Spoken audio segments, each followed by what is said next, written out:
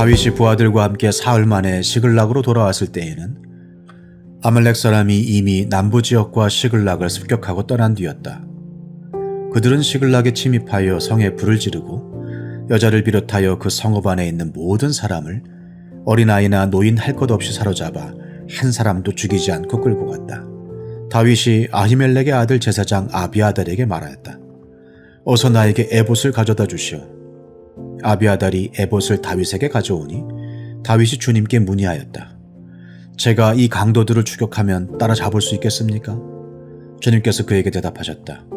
네가 틀림없이 따라잡고 또 틀림없이 되찾을 것이니 추격하여라. 3주 전에 일이 있어 울산에 다녀왔습니다. 그곳에서 사역하고 있는 동기 목사님을 만나기 위해서였는데 동기 목사님을 만나면서 그 목사님이 사역하고 있는 낮은담교회에 오후 수요 예배를 드리게 되었습니다. 오늘 말씀은 이날 들은 김관성 목사님의 왕이 되기 전 마지막 시험이라는 설교에서 받은 은혜와 제가 느낀 인사이트를 전해드리려 합니다. 원설교도 은혜가 되기 때문에 한번 들어보시는 것을 추천해드리며 더보기란에 링크를 달아두도록 하겠습니다. 오늘 본문은 사전 설명이 필요하여 그 부분에 대해 먼저 말씀드리려 합니다. 오늘 본문은 다윗이 사울을 피해 블레셋으로 피신을 갔던 시기의 사건입니다. 다윗은 이전에도 사울을 피해 블레셋으로 피신을 하였었는데 그때에는 미친 척을 하며 지냈었습니다. 이번에 블레셋으로 도망을 왔을 때는 자신을 따르는 부하 600명과 함께 가드왕 아기스를 찾아가 신변을 맡기게 됩니다. 거기서 다윗은 아기스에게 자신이 지낼 곳을 요청하였고 그때 아기스가 다윗에게 준 지역이 시글락이었습니다. 다윗은 이후에도 아기스에게 잘 보이기 위해 여러 일을 하며 조심히 지냈고 그런 다윗의 모습을 보며 아기스는 다윗을 신뢰하게 됩니다. 이후 블레셋은 사울이 다스리고 있는 이스라엘과 전쟁을 하기 위해 아벡이라는 지역에 모이게 되는데 블레셋 지휘관들은 다윗 자신들과 함께 하고 있는 이 다윗이 못마땅했습니다. 그래서 아기스에게 다윗을 돌려보내라 이야기합니다. 자신들이 이스라엘과 싸울 때 다윗이 배신을 하면 큰일 나기 때문이죠. 아기스는 다윗을 신뢰했기 때문에 블레셋 지휘관들에게 다윗을 변호하지만 그 말이 통하지 않았고 결국 다윗과 그의 부하들은 자신들의 땅인 시글락으로 돌아가게 됩니다. 여기서 오늘 본문 말씀이 시작되는데 시글락에 돌아온 다윗은 크게 놀라게 됩니다. 아말렉 사람들이 다윗이 없을 때 시글락으로 쳐들어와 그 성은 불태우고 성읍 안에 있는 모든 사람, 여자, 어린아이, 노인 할 것 없이 모두 사로잡아갔기 때문입니다. 시글락으로 돌아온 다윗과 그 부하들은 모두 마음이 너무 아팠습니다. 그 슬픔이 너무 커서 지휘관인 다윗을 돌로 치자고 말할 정도였죠. 우리가 이 상황에 다윗이었다면 어떻게 행동했을까요? 생각해보면 너무나 큰 고통이었을 것입니다. 본국의 왕이 자신을 죽이려고 호시탐탐 기회를 노리고 있어서 그것을 피해 적국인 블레셋으로 와 열심히 왕의 비위를 맞췄더니 그 부하들에 의해 결국 버림받습니다. 그래서 자신의 집으로 돌아왔는데 돌아와 보니 집은 불타고 처자식은 모두 잡혀가 버렸고 부하들은 자신을 죽이려고 한다면 여러분은 이 상황을 어떻게 받아들이시겠습니까? 아마 맹정신을 유지하기도 쉽지 않을 것입니다. 그때 다윗은 중대한 결정을 합니다. 바로 하나님을 더욱 굳게 의지한 것입니다. 군인들이 저마다 아들, 딸들을 잃고 마음이 아파서 다윗을 돌로 치자고 말할 정도였으니 다윗은 큰 곤경에 빠졌다. 그러나 다윗은 자기가 믿는 주 하나님을 더욱 굳게 의지하였다. 다윗은 제사장 아비아달에게 말해 제사장들이 입는 에봇을 가지고 오게 한 후 하나님께 부르짖었습니다. 하나님, 제가 이 강도들을 추격하면 따라잡을 수 있겠습니까? 하나님께서는 그 다윗의 부르짖음에 이렇게 대답하십니다. 내가 틀림없이 따라잡고 또 틀림없이 되찾을 것이니 추격하여라. 다윗은 이 하나님의 음성을 믿고 의지하여 추격을 시작합니다. 저는 이 부분이 그동안 다윗이 하나님을 어떻게 믿으며 행동했었는지를 알 수 있는 부분이라 생각합니다. 자, 이전까지의 상황만 봐도 다윗의 부하들이 죽이려 하였습니다. 자신들의 처자식이 모두 아말렉 사람들에게 잡혀갔기 때문이었죠. 그런데 다윗은 부하들의 그 분노와 슬픔을 희망으로 바꿔버렸습니다. 하나님이 분명 그렇게 해주신다고 하셨으니 이제 추격만 하기만 하면 자신들의 저자식을 구해올 수 있다고 확신을 준 것입니다. 이런 일이 가능했던 것은 아마 다윗의 부하들이 다윗을 따르며 다윗과 함께 하신 하나님의 능력을 느꼈기 때문일 것입니다. 즉, 다윗이 하나님께 기도하여 추격하면 되찾을 수 있다는 응답을 받았다면 반드시 되찾을 수 있다는 확신이 이들에게 있었다는 것입니다.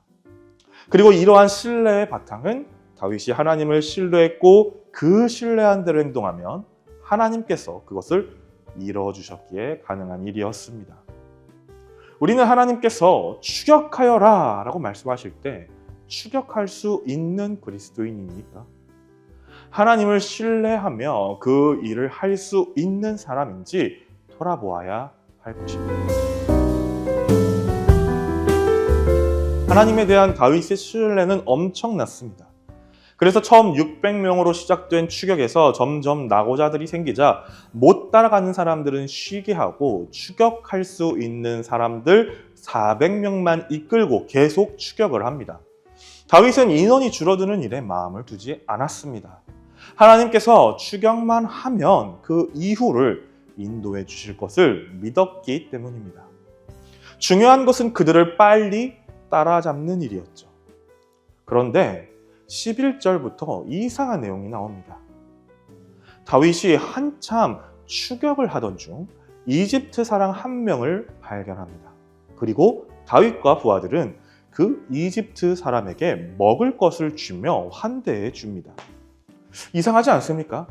다윗은 지금 한시가 급합니다. 이미 아말렉 사람들은 저 멀리 가서 그들을 언제 만나게 될지 알 수가 없는데 지금 한가로이 이집트 사람 한 명에게 시간을 쓰고 있다니요. 그런데 다윗이 그 이집트 사람과 이야기를 하게 되면서 다윗의 이 이상한 행동이 갖는 의미를 발견하게 됩니다. 너의 주인은 누구이며 내가 사는 곳은 어디냐? 라는 다윗의 질문에 그 이집트인은 저는 이집트 소년이며 아말렉 사람의 노예인데 제가 병이 들어 주인이 저를 버리고 갔습니다. 우리는 여러 곳을 약탈했는데 시글락도 우리가 불을 질렀습니다. 다윗은 그 이야기를 듣고 이집트 소년에게 말합니다. 네가 나를 그 습격자들이 있는 곳으로 데려다 주겠느냐? 소년은 자신을 죽이지 않고 주인에게 넘기지 않는다는 맹세를 해준다면 그렇게 하겠다고 약속을 합니다. 이 얼마나 놀라운 일입니까? 제3자 입장에서 이 행동을 봤다면 다윗이 한 모습은 전혀 이해가 되지 않습니다. 한시가 급한데 빠르게 추격해서 아말렉 사람들을 잡아야 하는데 이방인 이집트 소년 한 명을 구하는데 시간을 허비하다며. 그런데 놀랍게도 그 이방인인 이집트 소년 한 명을 환대하자 자신들이 추격하던 아말렉 사람들을 따라잡을 수 있었고 결국 그들을 물리쳐서 자신들이 빼앗긴 것들을 모두 되찾아올 수 있었습니다. 이러한 일이 일어날 수 있었던 이유는 다윗이 하나님을 절대적으로 신뢰했기 때문입니다. 다윗은 하나님께서 추격하여라 그러면 되찾을 수 있을 것이다 라고 말씀하신 그 말을 신뢰했습니다.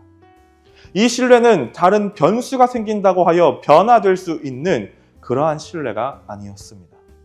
한번 하나님께서 정하시면 하나님께서는 그 일을 반드시 행하실 것이다 라는 절대적 신뢰가 있었기 때문에 다윗은 이러한 행동을 한 것입니다. 또 제 생각에 이 소년의 등장은 다윗에 대한 하나님의 신뢰도 포함되어 있다고 생각합니다. 하나님께서는 다윗이 지나는 길에 병든 이방인 소년을 두십니다. 우리는 이와 비슷한 성경 내용을 잘 알고 있죠. 바로 예수님께서 하신 비유 중 하나인 선한 사마리아인의 비유입니다. 거기서 하나님을 믿으며 하나님의 율법을 중시했던 제사장과 레위인은 강도 만나는 유대인을 피해서 가지만 이방인보다 못한 관계인 사마리아인은 강도 만난 유대인을 보살피게 됩니다. 오늘 본문의 다윗은 이 선한 사마리아인처럼 이방인, 더 나아가면 조상들의 원수였던 이집트 사람을 돌보았습니다. 그를 그냥 지나치지 않고 하나님의 율법인 사랑을 그에게 보인 것입니다. 하나님께서는 다윗이 그 일을 행할 것이라는 신뢰가 있었기에 그 소년을 그곳에 두신 것이 아닐까 생각해 봅니다. 다윗이 그 소년을 도우면 아말렉을 만날 수 있도록 계획해 놓으시고요.